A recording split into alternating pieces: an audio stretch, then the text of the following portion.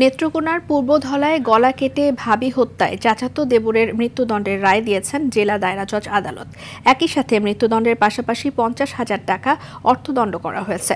দুপুরে আসামি রাসেল মিয়ার উপস্থিতিতে জেলা দায়রা জজ মোহাম্মদ হাফিজুর রহমান এই রায় দেন বলে জানিয়েছেন আদালতের পাবলিক প্রসিকিউটর আবুল হাশেম।